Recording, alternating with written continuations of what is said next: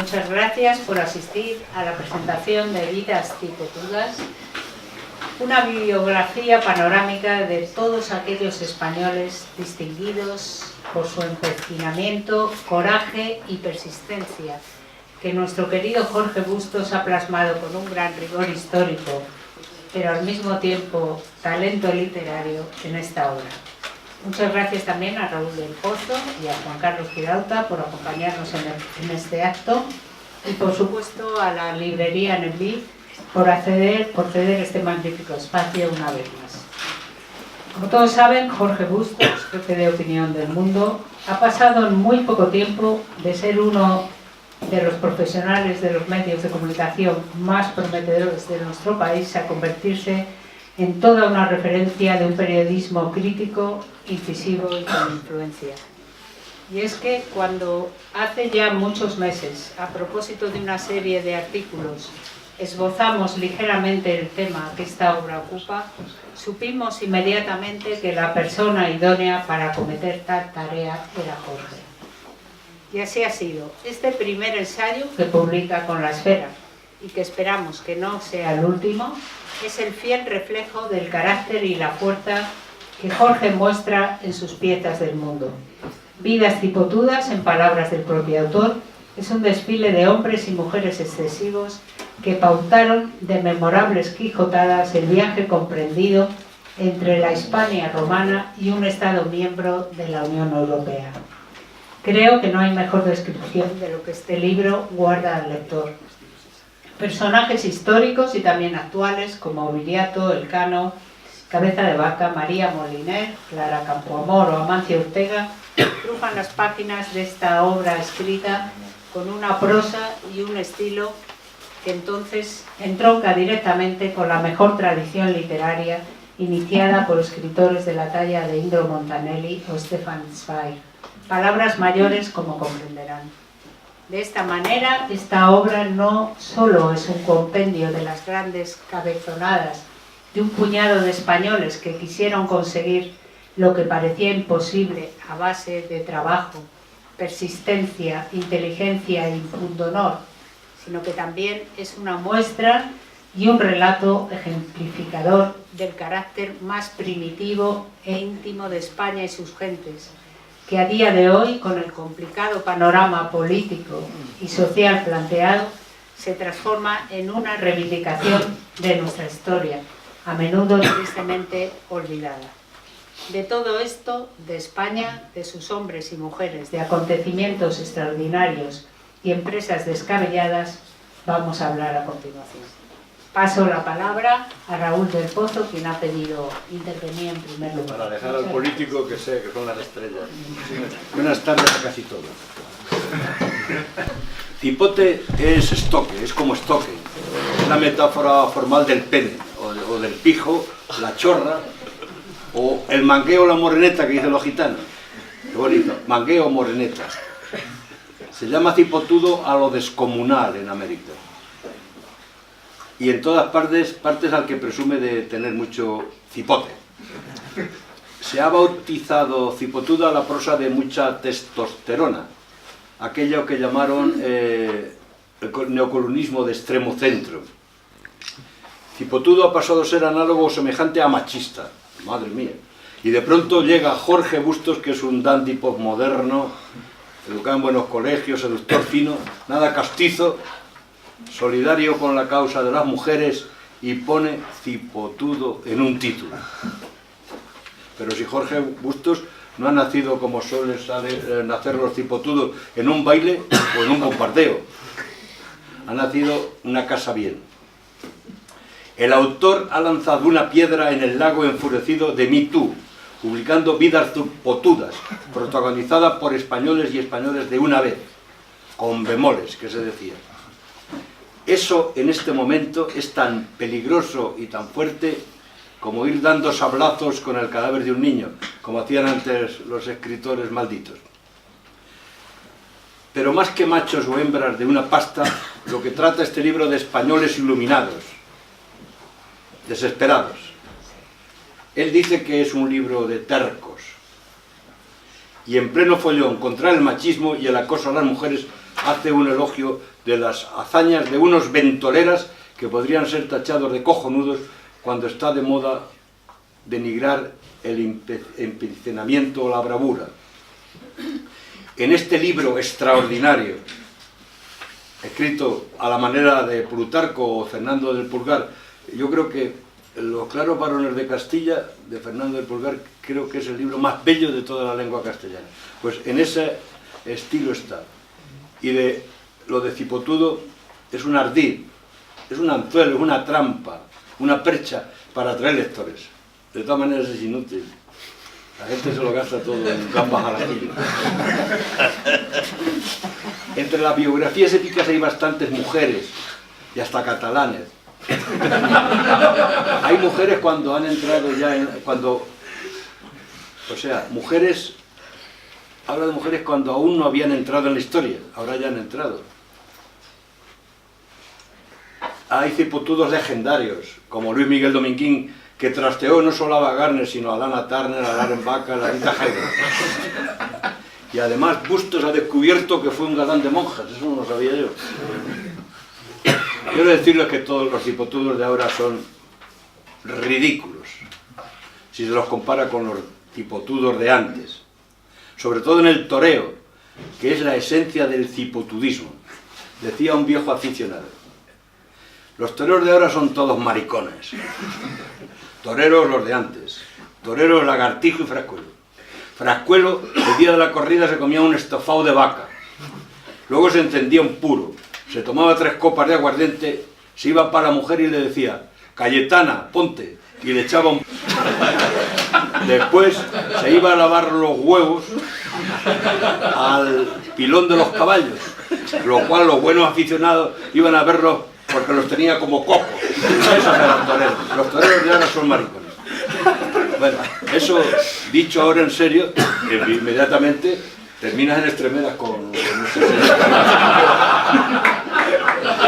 Pero yo digo, para que quede bien claro, que era lo que decían los cipotudos, la gente que no era de antes. El libro de Bustos no va de huevos. Son 35 perfiles de personajes excesivos. Isidoro políglota y polímata, qué bonita palabra. El obispón que convirtió a los reyes godos al catolicismo, sacándoles del error arriano. Guzmán el Bueno, que era un moscardó avant la lettre. Y Juana la Loca, sorprendente personaje. ¿Ve? Hay una mujer que no estaba del todo en sus cabales. Y Cabeza de Vaca. Ese convirtió a Ulises en un surfista. Ese sí que era un gran personaje. Miguel Servet, el hereje hasta para los herejes. Aguirre, el traidor. Y no son personajes de ficción, sino de carne y hueso, hueso ibérico, claro. En este libro se cuenta la historia de aquellos porqueros, frailes y gañanes que atravesaron las cordilleras con las barcas al hombro. No hay otra epopeya en el universo como la de aquellos hombres. Es la epopeya de la conquista del universo, con la primera vuelta al mundo de la que dar noticia Bustos. Con Elcano, que se convirtió en un héroe porque fracasó como traidor y villano. Y culminó la ambición de Magallanes y mereció del emperador el privilegio de un escudo, una esfera terrestre y la leyenda: el primero que me circundaste. Es muy emocionante, querido Jorge, la pintura negra de aquella España con Goya. Goya estudia, dice, a Velázquez con la misteriosa lealtad de un genio que profesa a otro genio. Describe cómo se envenena con la ingesta voluntaria de plomo de los barnices y se repone de la pérdida de visión acostándose con una gran señora, donde ahora es doña Ana, pero se queda teniente para siempre. Y se convierte en un catalizador del pensamiento moderno, una simbiosis de Beethoven y Schopenhauer. En Los desastres hay un cuyo parangón dice: solo resiste el Guernica de Picasso. Es un libro de prosa brillante, de investigación, de ingenio. Insisto, es la leyenda de los españoles a los que se les morían los piojos cuando pasaban la línea del Ecuador. No hay nada parecido a lo que ocurrió entre 1492 y 1616. Pongamos esa época, entre el descubrimiento de América y la muerte de Cervantes. Esa es una época grandiosa, sin precedente, ni siquiera en Inglaterra, ni siquiera en Grecia. Los españoles no eran más cojonudos que los griegos, que esos iban ya entonces a motor y a vela, en aquellos tiempos, que hay que ser muy modernos como eran los griegos. Pero los castellanos y los españoles hicieron lo que los griegos imaginaron. Las madres griegas, para dormir a los niños, les susurraban todas las mentiras que les contaban sus maridos los marineros. Les hablaban de perros de 3 cabezas, de sirenas, de hidras y de centauros. Pero los españoles mataron los minotauros de verdad. Y lo cuenta en este libro Bustos, y sería un bello texto para los niños de Cataluña en el caso imposible que se dejara de perseguir el idioma castellano. Saludo y felicito apasionadamente a Jorge Bustos por su libro Vidas Zupotudas, que no va de huevos, sino de neuronas, en esta bella y atormentada España. Buenas tardes.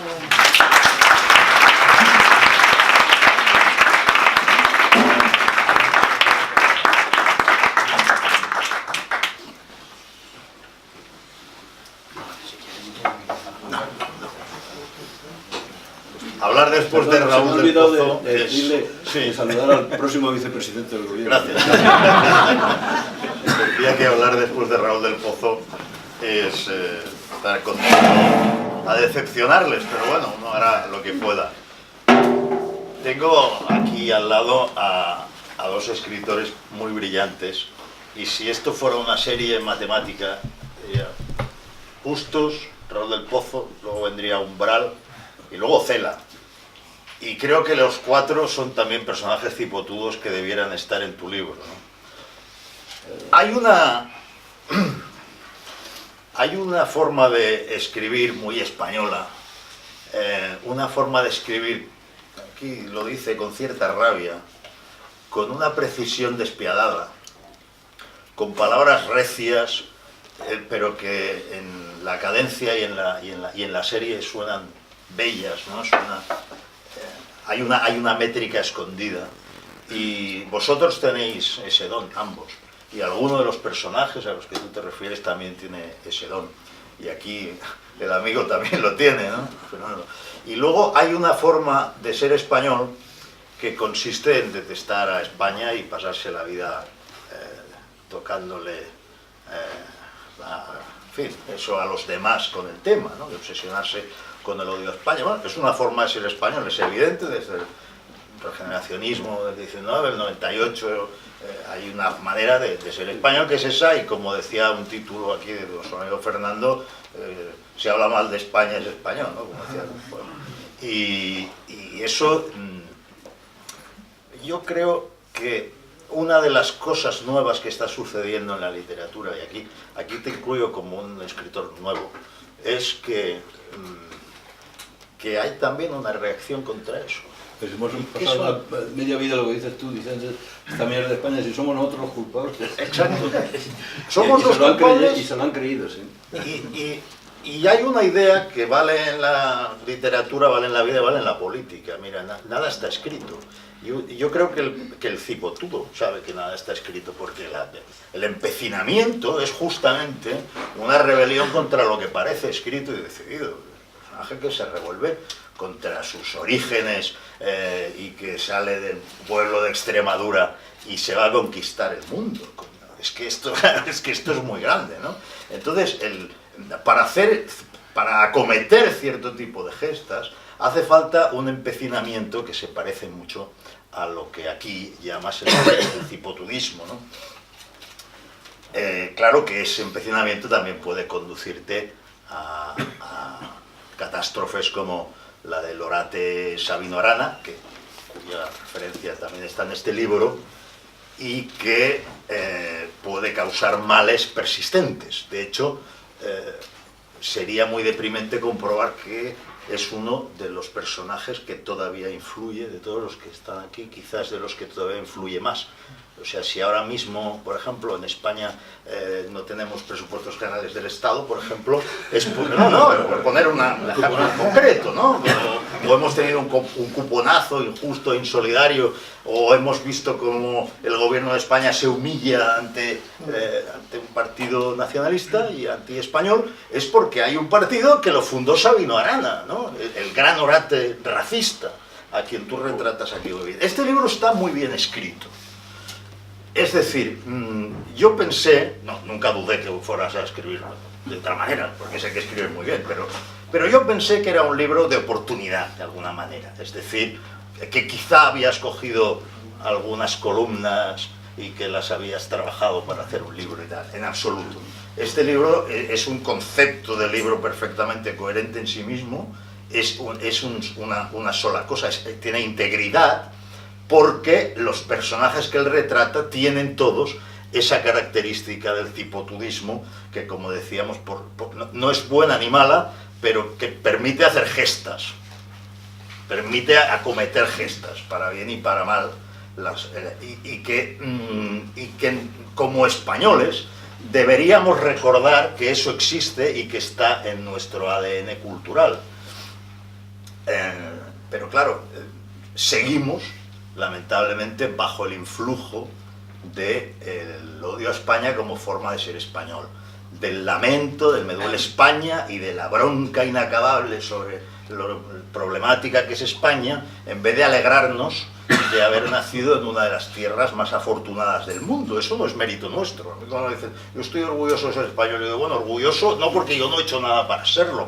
Ahora, afortunados sí soy, afortunados sí somos, ¿no? Ahí está la inmensa cultura, una lengua que habla pues 500 millones de personas y sobre todo que permite goces como el de leer las piezas, las columnas aquí de ambos, y en este caso estas piezas que, repito, no son columnas vueltas a trabajar, no son piezas añadidas y refritos, son capítulos de un libro íntegro que conlleva, que tiene detrás mucho trabajo y un trabajo de investigación, digamos, que le distingue de casi toda su profesión. No es un escritor de Wikipedia, es un escritor que seguramente no rechaza la Wikipedia, porque nadie la va a rechazar, pero que después de la Wikipedia busca en los sitios serios, ¿no? El problema, Jorge, es que esta era es una era de analfabetismo funcional y tiene algo también de muy cipotudo lo de empeñarse en escribir como si el lector medio fuera a merecer el trabajo que tú has hecho. Claro, no se podría escribir si no se hiciera ese esfuerzo, ¿no? Por lo tanto, seguro que va a haber muchos lectores que te lo agradezcan, pero seguramente también en otras épocas esos lectores habrían sido 100 veces más que ahora. Hay un problema con la lectura en la época en que seguramente la gente escribe más palabras por media, ¿no? Porque en las redes sociales se escriben cosas, pero seguramente tampoco ha habido nunca una época de tanta ignorancia, de tan oceánica ignorancia, ni con tantos medios para demostrar que esa ignorancia oceánica está ahí. Por eso, permitidme que haga una pequeña cuña política. En mi formación, no quiero hacer ahora propaganda, pero en mi formación solo utilizamos la palabra revolución para un asunto, la educación. Nosotros somos reformistas, muy moderados, muy tranquilos, pero cuando hablamos de educación decimos vamos a acometer una revolución, vamos a protagonizar una revolución en la educación en España, para que el día de mañana sean muchos los españoles que puedan disfrutar de las cosas que escribes, ¿no? ¿Tú tienes alguna característica peculiar? Permíteme que te haga este abordaje así un poco personal, que no sé si te incomoda o no, pero tú eres un personaje también del libro, porque tú sales por ejemplo, tú descubres al empecinado porque tu padre te regala un libro donde aparece el empecinado, y a mí me gusta, porque yo pensaba, ¿esto lo hizo Zweig alguna vez?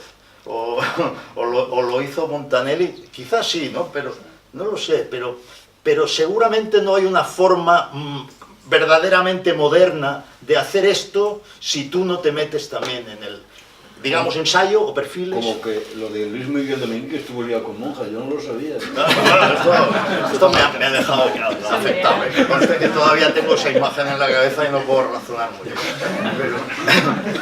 Pero tú estás ahí como personaje, ¿no? Luego, también estás, por ejemplo, cuando hablas de cómo hay algunos que matarían, no lo dices así, pero yo lo interpreto así, por la palabra precisa, ¿no? Con una intuición tremenda, hablas de Echegaray tan injustamente tratado, ¿no? Y yo sé que tú, a lo mejor inconscientemente, estás hablando de eso, estás hablando de cómo a algunos nos atormenta no es esta exactamente la palabra que busco, no es esta, y ahí pasamos un rato que no sabes si estás sufriendo o teniendo un orgasmo, pero luego ya encuentras la palabra, y eso a ti te pasa, lo sé, aunque no me lo cuentes, ¿no? Está claro que te pasa, ¿no? Fíjate si será por actualidad lo que estás escribiendo cuando miras al pasado, que te planteas, por ejemplo, en el tema del carlismo, la cuestión de la legalidad frente a la legitimidad, que es decir, estamos aquí glosando la historia de España y este problema es exactamente el mismo que tenemos en Cataluña. Sí, sí. O sea, media Cataluña diciendo que hay una legitimidad que no tiene nada que ver con la legalidad, que es Carl Smith, claro. Carl Smith y el carlismo, que es previo a Carl Smith. Pero es la misma idea, y otros que decimos, con Kelsen, ¿no? Decimos, oiga, sin ley no hay nada, ¿no? O sea, la ley es previa y no Estado de Derecho, sin ley no hay nada. Bueno, ese problema del legitimismo frente al legalismo, llevamos varios siglos con él. Y también me ha hecho pensar en qué afortunados los que perdieron las guerras carlistas, porque son los más beneficiados por el régimen financiero actual. Por traerlo a la actualidad. Hoy que los libros de historia mienten, a conciencia,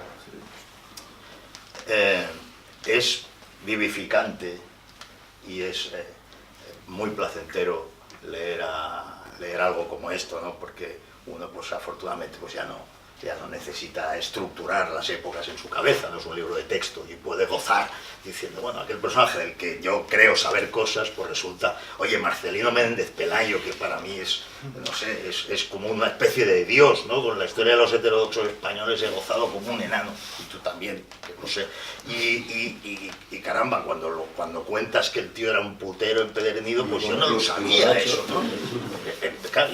Y borracho. Yo me imaginaba un hombre que es un erudito a los 22 años, que es catedrático a los 22 años y que lo sabía todo de todo, te lo imaginas siempre leyendo en su casa, ¿no? El tío estaba bebiendo y en el puticlub y no sé qué tal, y además escribía y además era tremendo, y todavía yo creo que su obra de los heterodoxos, la historia de los heterodoxos, es una fuente de inspiración inagotable. Que yo creo que pasarán siglos y seguirá iluminándonos. Estaba a la derecha de Ciudadanos, ¿eh? Estaba un poco a la derecha nuestra, pero solo formalmente. Interiormente no. Y bueno, en fin, lo único que quiero decir es que por estas cosas, pues vale la pena decir, caramba, qué suerte tengo de no haber nacido más tarde y haber cogido un sistema educativo donde te enseñan a no aprender, donde te dicen que lo importante es que te diviertas en el colegio y tal. Después de mucho esfuerzo, de haber analizado la historia de España, de ver que tenemos un rasgo autodestructivo, pero que también tenemos un nervio de pronto que nos hace tirar hacia adelante, y que ese nervio debe estar por ahí, por la zona del cipote, ¿no? Uno dice, pues es afortunado, y es doblemente afortunado por gozar de lo que escribe Jorge Bustos, que como es muy joven además, pues nos seguirá dando placer durante muchos años, y como el joven que tengo ahí, pues también nos ha dado muchísimos placeres y nos los va a seguir dando. Yo os considero a partir de ahora como una sola cosa, una fuente de placer literario, y como dos amigos. Muchas gracias por invitarme. Muchas gracias por estar aquí, gracias por vuestras palabras, en las que advierto un pozo elegíaco que no me acaba de gustar. Es como si todo lo actual fuera basura. Hombre, yo quiero romper una lanza también por la gente joven, que hay gente joven aquí y que lee libros y que incluso tiene una visión de la historia no del todo distorsionada. No, yo cuando he hecho ya unas cuantas entrevistas por este libro, y me preguntan siempre por el título del libro, el adjetivo cipotudo y tal, y a veces me planteo si no me he equivocado al elegir precisamente el adjetivo que mejor define el intento, ¿no?, que he hecho. Porque igual es un señuelo equívoco. Hay gente que lo toma por el lado exclusivamente provocador o gracioso, que lo tiene. Hay gente que lo toma como una especie de declaración reaccionaria de principios, cuando es probablemente todo lo contrario. El título es postizo. El título es un no gancho. Responde al espíritu del libro. Claro, por eso quizá hasta que no te lo termina no te das cuenta de que he embaucado al lector a través de ese título para conseguir que se lleve una imagen de España mucho menos tópica de la que él esperaba. Pero cuando se lo aplicas a Clara Campoamor, salvas el adjetivo. No, ya. o Juan Ramón Jiménez, a priori nadie diría que es un cipotudo, y sin embargo exploró la idea del cipotudismo lírico también. Entonces yo iba explorando a través de los personajes distintas facetas de lo cipotudo. El adjetivo no se me ocurrió hasta tener el libro a la mitad. Y se me ocurrió por la frase famosa de Unamuno que le dice en carta a creo que era Maragall, Joan Maragall, en plena negociación del estatuto, hay una carta, en la República, que le dice... Escribía a todo el mundo Unamuno. Sí, que le intentaba, digamos, era muy como vasco intentaba congraciarse un poco con la sensibilidad periférica de Cataluña, y le echaba un poco en la culpa a los españoles mesetarios más duros, más esencialistas, y pues les acusaba de tener un cerebro cojonudo, ¿no? Y de ahí el cojonudismo unamuniano y todo esto que tanto juego da en las columnas, ¿no? Y entonces, como empecinado, estaba demasiado trillado, cojonudo, tenía el copyright de Unamuno y aparte también tiene demasiadas acepciones, necesitaba una palabra nueva, un adjetivo distinto, que tuviera su carga más o menos comercial, aunque no sé si puede llegar incluso a ser contraproducente o asustar un poco. Y se me ocurrió cipotudo a raíz de aquel famoso artículo... No significa... En América Latina no significa cojonudo, significa descomunal. Sí, pero eso también me viene bien, porque efectivamente es un libro de exceso, ¿no? Lo que pasa es que el exceso, como ha dicho Juan Carlos, por principio no es un atributo moral. Puede ser bueno o malo, pero en sí mismo no tiene valor. Es una capacidad, una potencia, ¿no? Una facultad del espíritu, quizá. Y sobre eso empecé a jugar, y en realidad no sé si hay lectores... Bueno, los lectores de solapa, evidentemente, pues caen en el tópico sin más. Y los que lo terminan son los que, como Raúl, dicen ¿por qué lo has titulado así?, ¿no? Y me lo preguntan en algunas entrevistas, ¿no? De hecho, cuando Federico me llevó a la radio, me dijo, no sé por qué te metieron a ti en aquel famoso artículo del Español que hablaba de la prosa cipotuda, que luego Pablo Iglesias lo citó en la tribuna incluso. Y siempre hay que agradecer la propaganda como Rufián, que luego podemos hablar, siempre hay que ser muy agradecido con esas cosas, pero esto de lo cipotudo, claro, al final no sabías muy bien si estás jugando en el marco semántico, como dicen ahora los políticos, ¿no? Vuestros asesores, el marco semántico, el campo contrario, o si he conseguido atraer hacia mi propio concepto una resemantización de lo cipotudo que hago en el libro, ¿no?, por decirlo así. Y bueno, la experiencia, de momento, como lleva un mes en el mercado, pues tengo buenas sensaciones, pero tampoco sé si acabaré consiguiendo lo que pretendía. Hoy hablaba Raúl en la contraportada del periódico, en su columna, citando a Lipovetsky, de un concepto que me viene pintado para definir de una vez por todas lo que es y a lo que yo quiero llamar el cipotudismo. Hablas de la lógica del sacrificio. Es decir, cómo hemos perdido la lógica del sacrificio. Eso es el cipotudismo. Sí, lo que ha dicho él. Sí. Es decir, son alegres y felices. El ejemplo tú lo decías a raíz de la fuga de Ana Gabriel, ¿no? Porque no quiere arrostrar el precio de su coste. El coste real... Fuga y mutación. El coste real... Mutación estética. Es decir, pero ¿por qué los políticos que protagonizan una especie de golpe de Estado posmoderno y una aventura puramente cipotuda, y parecería que una reedición de aquello del golpe de Companys, al final se arrugan con esa facilidad? ¿Por qué renuncian a todos sus principios? Porque es ficción. Porque no existe, porque se ha perdido la lógica del sacrificio. Porque nadie está dispuesto a colocar... Mucho mejor. Sí, claro, por eso digo más también... limpio. Por eso digo, sí, no te manchas y tal. Pero es verdad que eso, que digo en el prólogo del libro, es el precio que se ha cobrado, el cipotudismo es el precio que se ha cobrado nuestro progreso. Hoy quizás somos más indistinguibles de un danés o de un alemán de lo que lo hemos sido nunca en la historia. Es decir, en las ciudades españolas, incluso en su fisonomía, los propios españoles, por viajados, por conectados, por muchas cosas, han perdido los rasgos raciales que a la leyenda rosa y a la leyenda negra le encandilaban o se encandilaban para bien o para mal. Pero el hecho es que muchos escritores, y no puede ser casual, extranjeros, se asomaban con la misma mirada a lo español, ¿no? Siempre ponían de relieve el valor, la bravura, la obstinación, el coraje, pero nunca la inteligencia, coño. El 34, lo citaron ayer, el 34 y hoy. Claro. El 34 fueron todos, sin rechistar algo que... Menos uno que huyó por las alcantarillas. Uno que escapó. Lo decía Juliana, sí. Sí, Juliana. Pero ¿por qué hoy? Porque el sacrificio ha pasado de moda. Es decir, porque ya nadie está dispuesto a sostener con su vida y con su hacienda, no sé qué lo mande Llarena, una idea revolucionaria. Pero ni en la educación... El sacrificio necesita madurez y a lo mejor el problema es que no hay manera de madurar. Yo lo vinculo más con el progreso, es decir, el hecho de la prosperidad. La prosperidad, para bien o para mal, Bueno, claro. narcotiza... Tener algo que defender, narcotiza, digamos, los impulsos más agresivos, ¿no? Pero antes... Uno no escribe igual con hambre que sin hambre, por ejemplo. Uno no enseña igual o no aprende igual si lo ha tenido todo fácil en la vida que si no lo ha tenido. La pérdida de la lógica del sacrificio, la pérdida del cipotudismo histórico que nos provoca tanta admiración cuando lo vemos en la historia, cuando vemos a señores y a señoras que llevaron hasta el final un ideal, fracasaron, se impusieron a la opinión pública de su tiempo, se volvieron a levantar. Es decir, todo lo que es llevar la voluntad, la idea schopenhaueriana de la proyección de uno mismo constante contra todo. Esto es lo que hoy ya no se hace porque cada 5 segundos cambiamos de posición. Porque ya nada garantiza, nada nos reporta una satisfacción, una gratificación inmediata. Entonces necesitamos canjearnos. Es decir, el chaqueterismo se ha convertido en la gran ideología de la posmodernidad. Que ya no hay un ideal que reglamente tu vida, desde el principio hasta el final. Estos señores lo tenían. Pero hemos perdido, quizás esa es la primera condición, también habla Bauman de la liquidez y tal. Todos los estudiosos de la posmodernidad, Lipovetsky, hablan siempre de esto. El sacrificio es algo anacrónico, y por eso nos provoca admiración. La gente que todavía... El único cipotudo vivo que está en el libro, que es Amancio Ortega, creo que es el único que merece ese honor, porque, bueno, es el último conquistador, es alguien que ha conquistado el planeta con tiendas de ropa, que tiene su mérito, porque ropa se ha vendido siempre, pero algo ha hecho este señor que además enfada a muchos compatriotas, que... Algo bueno tendrá para que se enfaden los que se enfadan.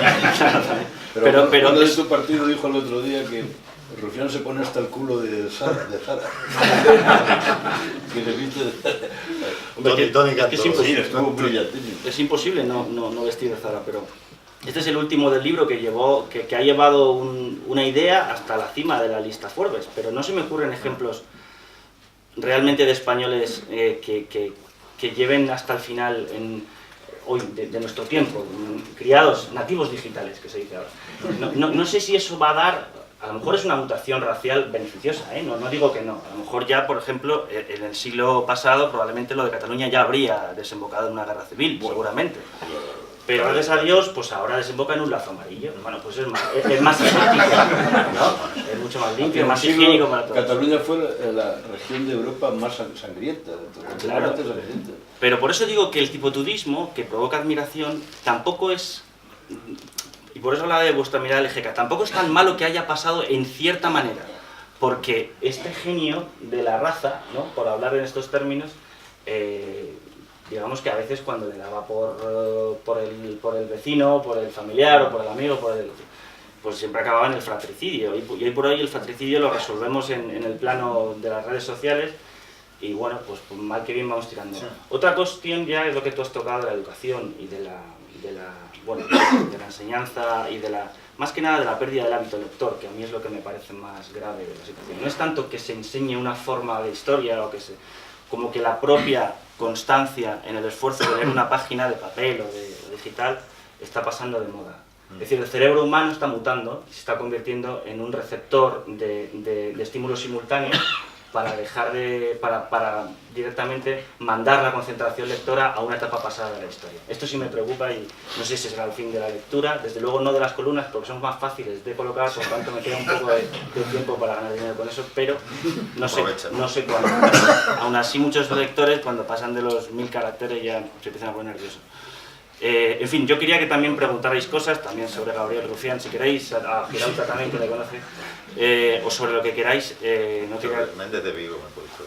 Y que me participaseis vuestras inquietudes y vuestros testimonios como españoles, tipotudos o no. Así que pero, no hay ningún instinto cipotudo en el libro. Si ese libro hiciera alguna concesión al cipotudismo, ten en cuenta que te quemarían y el libro te llega. No creas, porque yo creo que hoy publicas en un libro el disparate más grande y pasa perfectamente inadvertido. O sea, el escándalo se genera en Twitter, pero fíjate, yo con esta trifulga que me pasó ahí con Rufián, hay varios periódicos digitales que han convertido la conversación de Twitter en una noticia. Pero una noticia. Eso ha ocurrido y siempre. digo, joder, con las columnas que me he currado. Yo he sido alguna vez en negro y he escrito cosas. Y como tenía tanto trabajo... ¿De quién ha sido negro? No lo vamos a decir ahora. Pero como tenía tanto trabajo, fusilaba a Neruda y no se enteraba ni de... No yo, nunca yo, ¿eh? Siempre porque el negro tiene que ser traidor, si no, no es negro. Claro. Pues verdad, sí. Bueno, ¿tenéis alguna pregunta? ¿Alguna cosa que queráis decir? El especialista en Rufián es él. No, eres tú, ¿verdad? No, yo soy más especialista en otros, más de... No sé. Ahora mismo, como te decía, Méndez de Vigo le he cogido mucho cariño. Méndez de humo. Méndez de humo, Que nos llama ¿Por qué lo odia CS. tanto Federico? Bueno, en fin, hay motivos, hay motivos. No sé si habéis visto la respuesta que he dado hoy a un tema tan serio como si la lengua española, en fin, si va a ser vehicular en toda España, como es lo lógico, en cualquier país normal, y cuando yo le he preguntado que cómo iba a garantizarlo, ha contestado llamándome 5 veces tuitero, el tío. Tuitero, o sea...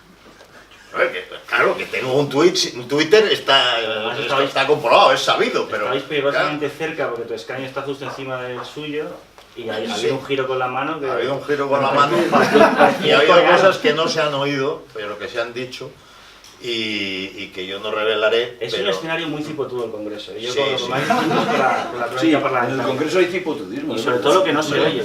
Lo que no se oye ni desde la tribuna de prensa. Sí, sí. Porque... No, ahí hay pugna real. Rafa La Hernando gente se podría cree que ser. todo es teatro. No, para nada. No. Ahí hay pugna real y la más dura se da entre gente que parece estar más de acuerdo. Cuidado. O sea, porque, Pero en los comunes, por ejemplo, sí que no hay nada tan ajeno al cipotudismo como en inglés. Y sin embargo, las cosas más bárbaras que se han dicho en los parlamentos son en el inglés. Pues se lo se dicen acusan unos a otros a la vista. de todos los insultos peores de la lengua inglesa. Vamos. Nosotros nos lo decimos en puerta cerrada. A la vista. Pero bueno, lo del caso Rufián es no él, su personaje, porque yo estoy convencido de que Gabriel Rufián ha construido un personaje y lo explota. Y creo que en ese sentido pues es una especie de proyecto empresarial suyo, pues, ha hecho una marca y... Yo lo prefiero al que está en Extremera, ¿eh? O sea, a mí el que me supuesto. pone como una moto es el de Extremera, Por es supuesto. el Santurrón. Y el padre de todo este lío, que es Artur Mas, porque el padre es Jordi Pujol, pero el padre del lío del golpe es Artur Mas, cuando organiza el Gran Farol y hoy por fin ha reconocido que habían engañado al pueblo catalán, que era Pero todo porque ha mentira. perdido la lógica del sacrificio, Artur Mas. Claro. Y ha perdido también las casas, que se las ha embargado. O sea, que no ha perdido más cosas. Está habiendo ahora unas muestras de heroísmo tremendas en el mundo este. Lo que pasa es que eso no desactiva el fanatismo, es otra de las reflexiones curiosas, ¿no? Por más que nosotros en el mundo constantemente recordamos lo que han sido estos 6 meses, y aunque pongas a un fanático frente a los hechos han perdido, digamos, fuerza persuasiva. La ideología es mucho más seductora, sobre todo si es una ideología narcisista como es el nacionalismo. Claro, no hay nada más fácil que convencer a una nación de que ellos son superiores a los demás. O sea, Pero esto ya tiene tintes de secta, porque todo les refuerza en su idea. O sea, si sucede A, le refuerza, y si sucede lo contrario, también. Y entonces... Pero eso se llama disonancia cognitiva. Sí. Es decir, todo refuerza... Por ejemplo, yo recuerdo cuando se empezaron a jugar las empresas y les sacaban los vídeos de Artur Mas diciendo que jamás irían al revés y que iban a poner a la cola para ir a la próspera República Nueva. Y cuando se empezaron a ir, lo que dijeron fue que en realidad se estaban yendo por las cargas policiales. Se encuentran un hecho Siempre. y lo convierten en causa, aunque haya sucedido después. Por eso... Da igual, la dimensión temporal tampoco... Por eso, a lo mejor, dado que los argumentos no funcionan, uno podía esperar que a la vista del fracaso, del ridículo y de la fuga de empresas en las elecciones no volvieran a repetir resultados. O sea, lo nuevo en las elecciones es que hemos ganado nosotros, pero lo que no es nuevo, sigue ahí, es que ellos tienen 2 millones de votos. Sí, o sea, a ellos no les afectó, a ninguno de los que creían en el proceso Aunque tengan menos, le afectó son muchos. la constatación de que todo era falso, de que no les apoyaba nadie y de que las empresas subían. Eso también es cipotudismo. Claro, yo de hecho quise meter a Artur Mas en el libro, pero hubo Sí, un momento sí, sí. en el que dije, no puedo hacer esto. Ahí reconozco que había razones objetivas porque continúa a los rasgos psicológicos del cipotudismo, Artur Mas, pero claro, yo me negué y metí a Tarradellas.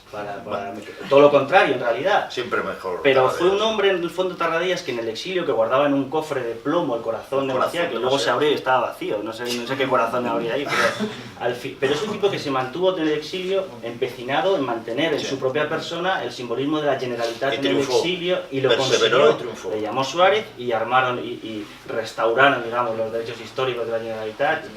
Bueno, pues es un cipotudo positivo. Valía mucho, hombre. En cambio hay un cipotudo nacionalista negativo que es Arana, que quizás es el que peor queda de Hablo todo el con, libro. con el RATS. ¿No hubo dirigentes de RC que coquetearon con los nazis?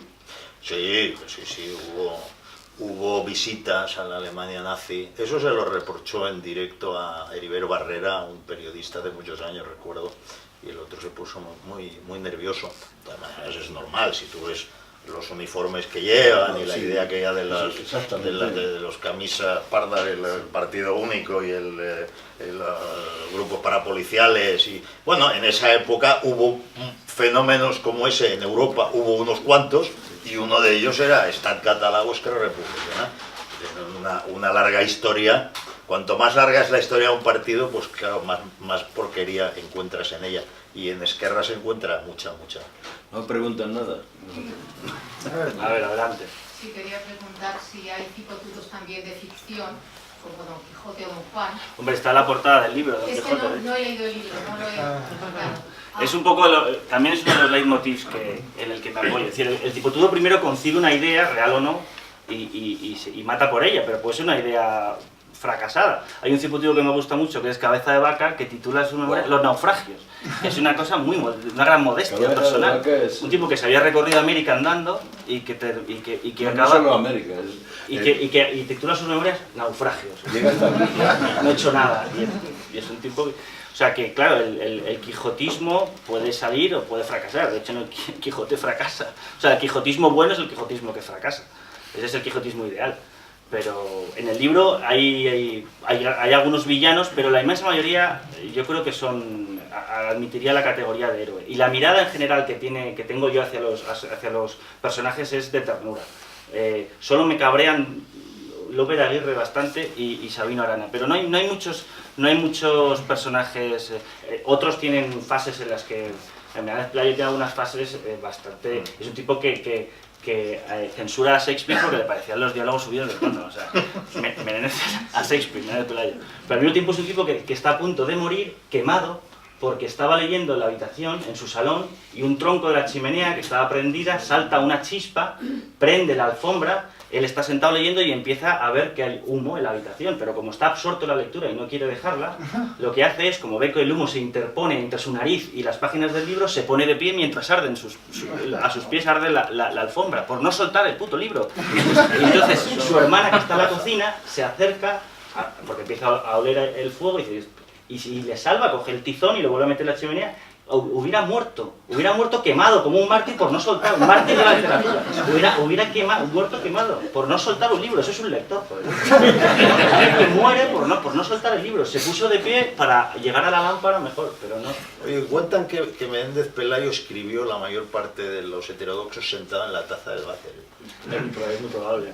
Cuando le fue a visitar Pero Rubén si Darío, no había tazas. la descripción que hizo Rubén Darío de su cuarto era una leonera, una cosa. Allá letrinas. Letrina, Pero un tío que leía 5 libros al día o 6 en varios idiomas, y aparte estaba al cabo de la calle de la actualidad, porque leía... No había váteres ni en Versalles, que no podían aguantar el olor de Versalles, es verdad. Hasta que no se inventaron la letrina, en serio. La gente iba y se ponían malos en Versalles. Pero también ha habido cipotudos franceses y habrá habido cipotudos ingleses. Lo que no creo que haya existido algo en lo que se ponga de acuerdo la leyenda rosa y la leyenda negra, que es en este rasgo de los... En la Revolución Francesa sí hubo cipotudos. Sí, Pues entonces sí sigue siendo un rasgo nacional español. Yo creo que ya no. Sí. Yo creo que ya no. Ya no, pero... Salvo en los que menos No lo españoles sé. se reconocen. El último el último reducto del cipoturismo es el de independentismo catalán. Es efectivamente el independentismo catalán. Son los Pero últimos. eso no es cipotudo, es todo lo Son contrario. la reserva de la raza. No necesitan héroes, ese es de verdad. Perdón, también quería preguntar, por ejemplo, en el deporte si son cipotudos Nadal, Ángel Nieto... Sí, pensé, Cristiano barajé Ronaldo. también Ángel Nieto. deportistas. A mí me hacía gracia Bahamonde. Bamonte, ¿eh? Ah, sí.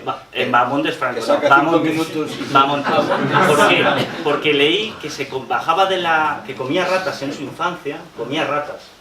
Bahamonde comía ratas en la posguerra, lo contó en unas memorias, en una entrevista que encontré por ahí, y que se bajaba de la bici, hacía unas cosas rarísimas en aquellos tours con unas bicicletas que parecían 5 minutos y cuadradas. comía un helado y se esperaba. Sí, se esperaba, bajaba a mear o tal, y luego ganaban. Eran personajes que no tenían ahora Pero una no era asistencia fanfarrón, deportiva. no era fanfarrón. Y ese también sorprendía a Nadal. Lo que pasa, y Rafa Nadal desde luego sí merecería estar en el libro. Eso es anticipotudo, ¿no? Es que tenía yo mis dudas, porque el heroísmo de Nadal me parece demasiado... A ver cómo lo digo esto. Yo lo veo muy perfeccionista para ser un cipotudo. El Claro. cipotudo tiene más... Y es humilde. Es sobre un todo gesto humilde. de nervio más que de trabajo concienzudo. Hombre, es un hombre diario. disciplinado, pero es más... es un genio de la psicología más que de, Eso sí. más que de la Bueno, física. el tenis Él es gana desde la psicología, psicología, ¿no? no gana desde su talento natural, que sí lo tiene Federer. El último cipotudo que he En conocido. el departamento del deporte tienes 2 ejemplos de cipotudismo maravillosos. A ver. Uno es el cabezazo de Zarra en Maracaná y otro es la famosa frase de un vasco que se llamaba Sabino, no era precisamente Arana, en los campeonatos mundiales de fútbol de pásame el pelotón que los arroyo. Eso sugería inversa que utilizara como frase de publicidad de este libro, pásame el pelotón que los arroyo. Sí, se podría pensar una segunda edición y verla de cipotudos que se han quedado fuera, pero sí, es verdad. Lo que pasa es que sí... Camilo es el último gran cipotudo. Yo tuve el honor y la suerte de conocerlo mucho. Y de Cuenta alguna cosa cipotuda. Bueno, de hecho escribió el cipote de Le Archidona. decía, Sí, de ahí Camilo, saqué la palabra. íbamos a los burros, a bautizar burros a Arrote. Ya, don Camilo, ¿cómo anda de ciruelo? Y decía, yo soy académico de lengua. El cipotudo, por ejemplo, cuando... El viaje con la choferesa negra en el Rolls, como No, eso yo no lo conozco. Yo lo conocí en Marbella cuando íbamos a bautizar burros a Rute y tuve la suerte de que fue bastante amigo mío.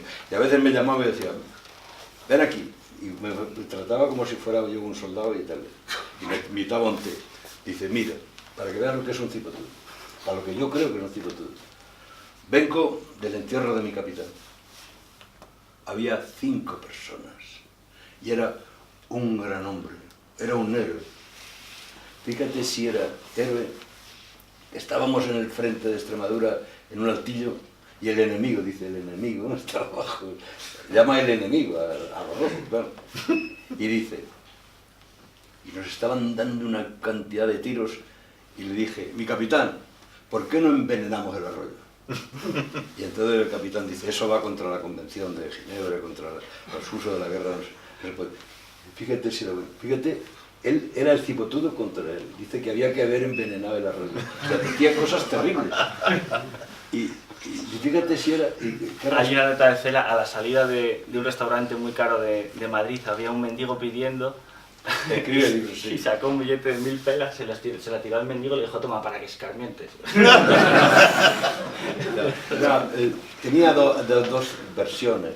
Una era la de un auténtico jefe de la legión, fascistón, y otro era de una delicadeza inglesa, de una ternura tremenda, de verdad. A ti siempre te quiso mucho. Yo me tuve mucho afecto, no sé por qué. Bueno, decía, por ejemplo, nos íbamos Natalia y yo, mi mujer, y preguntaba, oye, esta Natalia, la mujer de Raúl, es roja. Dice, hombre, no es roja, es italiana, no sé qué. Vale, y dice, bueno, si no fuera la mujer de Raúl, le voy a pegar un par de hostias. O sea, tenía esas cosas terribles. Y después tuvo hacia Natalia una delicadeza, le ha dedicado libros, pero tenía, a veces era muy bruto. Y era muy cipotudo, en el peor sentido de la palabra. Pero claro, era un genio y de un talento excepcional. Es el padre de la palabra. Umbral era más sibilino, menos cipotudo de lo que él aparentaba ser. No, Umbral no era cipotudo, era un gran escritor, pero cipotudo. O sea que Umbral, yo creo que Umbral establece el canon del género de la columna. Bueno, lo recupera y le da una especie de... Es muy difícil salir del canon de Umbral, aunque no quieras. Pero O cuando... sea, aunque quieras, quiero decir, aunque quieras salir. Es como... Pero no se puede imitar, pero cuando lo imitas... No, te hombre, demasiado. imitar es una farsa, pero quiero decir, tú empiezas hablando, no me acuerdo, de Borges en uno de los perfiles, y con Borges pasa lo mismo. Sí. O sea, cuando lees mucho a Borges llega un momento que te ha contagiado y que no vas a poder escribir un relato sin un que se laberinto. te aparezca... No, Una biblioteca. a lo mejor yo creo que, por ejemplo, Borges le da más importancia a los sustantivos o a los verbos que a los adjetivos, Sí. por ejemplo. Que Enseña a elegir verbos. La Sí, prosa de Borges. que te pase eso. Fatigar las sí. calles. yo eso lo Fatigar aprendí. las calles. Fatigar las Eso es calles. Yo eso lo típico. aprendí en Borges. Eso. Fatigó la ciudad. O fatigó los ángeles, ¿no? Buscando. Sí, maravilloso.